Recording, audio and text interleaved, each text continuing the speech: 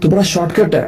حدیث میں آتا ہے جو شخص وضو کرے بہترین طریقے سے, 2 رکعتیں پڑھے اللہ تعالیٰ کے سامنے فوکسڈ ہو کے, اس میں وسوسوں کا شکار نہ ہو, اور دعا کرے یا اللہ مجھے معاف کر دے, اللہ اس کے تمام پچھلے گناہ معاف کر دیتے ہیں, تمام پچھلے گناہ معاف کر دیتے ہیں. اور ایک اور حدیث میں آتا ہے کہ جو شخص اعتراف گناہ کرتا ہے, یا اللہ مجھ سے کمزوری ہو گئی, میرے سے ویکنس ہو گئی, میں پھسل گیا, لیکن مجھے اس بات کا علم ہے اور معلوم ہے کہ آپ کے علاوہ کوئی گناہ نہیں بخشتا, آپ ہی سننے والے ہیں, آپ ہی معاف کرنے والے ہیں, ہمارا تو آپ کے علاوہ ہے کوئی نہیں. وَأَعُوذُ بِكَ مِنْكَ, یہ دعا ہے نا, بڑی کمال کی دعا ہے کہ اللہ میں آپ کی پناہ میں آتا ہوں آپ سے, یعنی آپ کی رحمت کی پناہ میں آتا ہوں آپ کے غصے سے, آپ کی مغفرت اور بخشش کی پناہ میں آتا ہوں آپ کے غیظ و غضب سے. اور اس کو سب سے بہترین سمجھنے کا طریقہ کہ ماں اگر بچے کو مارتی بھی ہے نا, تو بچہ بھی, جو چھوٹا بچہ تھا, رو دھو کے اب واپس اپنی ماں کو ہی حق کرتا ہے, کیونکہ اس کو پتہ ہے کہ میں جاؤں گا تو جاؤں گا کہاں, میرا تو کوئی نہیں ہے میری ماں کے علاوہ اس دنیا میں. ایک مومن کا بھی یہ رویہ ہوتا ہے, جب اللہ کو ناراض کر بیٹھے, غلطی ہو جائے, پھسل جائے, تو پھر آگے پیچھے نہیں جاتا, شیطان کے پاس اور بابوں فقیروں کے لوگوں کے پاس نہیں جاتا, کہتا آؤں گا تو یار تیرے پاس سے آؤں گا, تیرے علاوہ میرا کوئی اور ہے کوئی نہیں. اور فضیل بن عیاض رحمہ اللہ کہتے ہیں کہ وہ شخص جھوٹا ہے اپنی توبہ میں, جو کہ توبہ بھی کرتا ہے اور گناہ بھی کرتا رہتا ہے, یعنی وہ اپنے گناہوں کو چھوڑتا نہیں ہے.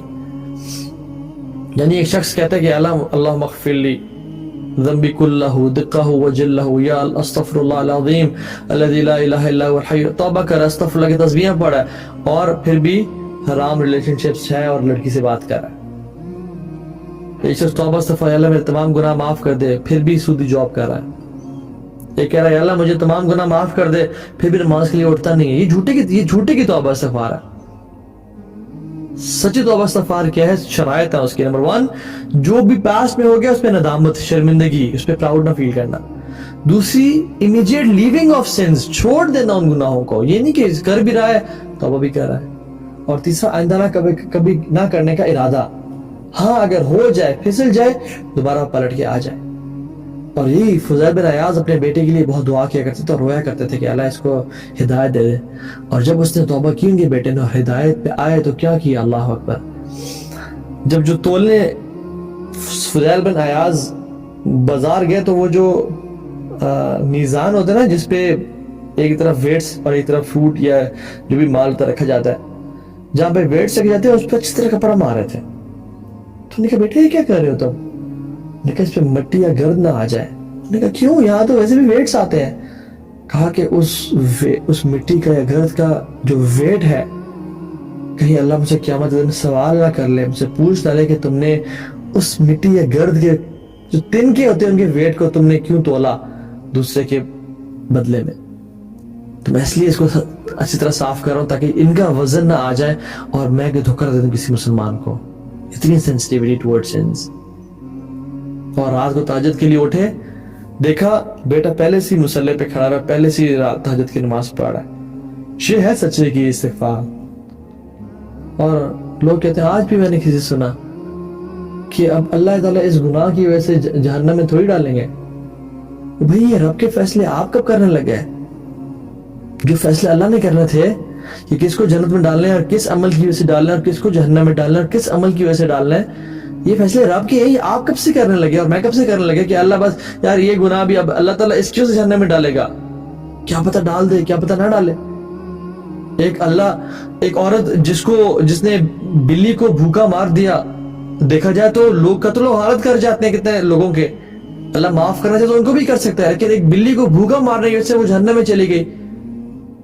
تو آپ اگر جان بوجھ کے اللہ کے خلاف معصیت کر رہے ہیں, اللہ تعالیٰ رب کے فیصلے آپ کے ہاتھ میں نہیں ہے, میرے ہاتھ میں نہیں ہے. ہمارا کام کیا ہے, کوشش کرنا.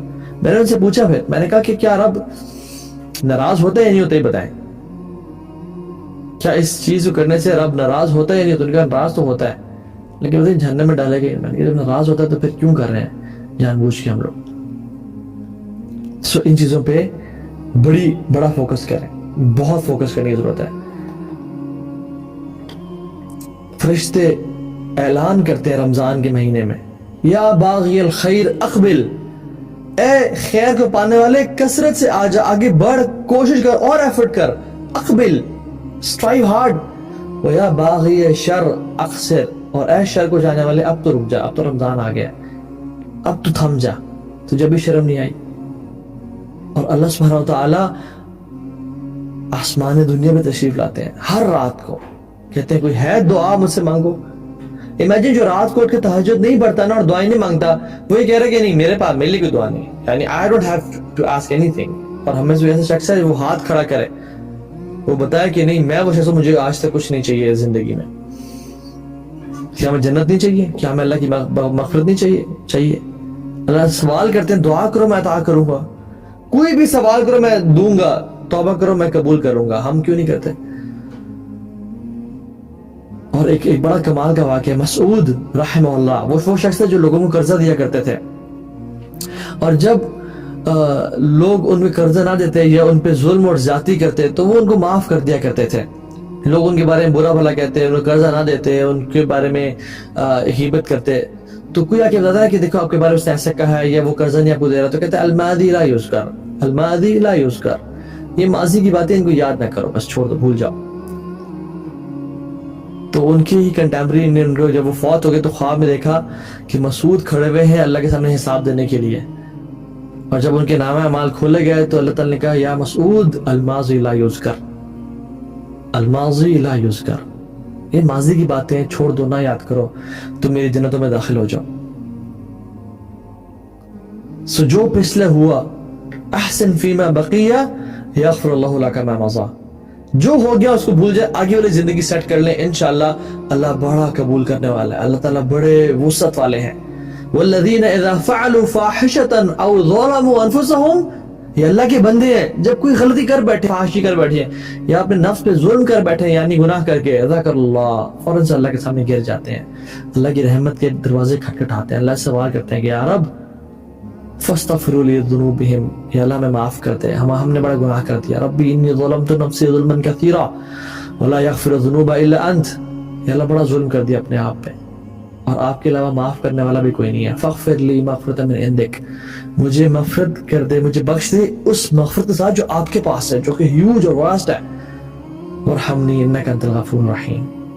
وہ اپنے گناہوں پہ توبہ کرتے ہیں، استغفار کرتے ہیں، پھر وہ جانتے ہیں، اللہ تعالیٰ خود بھی کہتے ہیں وَمَن یغفر الذنوب الا اللہ، وَمَن یغفر الذنوب الا اللہ، کون ہے جو اللہ کے علاوہ گناہ معاف کرے؟ لیکن یہ کوالٹی کیا ہے؟ وَلَمْ يُصِرُّوا عَلَىٰ مَا فَعَلُوا، وہ اصرار نہیں کرتے، وہ بار بار کنسسٹنسی کے ساتھ گناہ نہیں کرتے، ہو گیا پھر اگر پھسل گیا بس توبہ کی، اس کو چھوڑ دیا،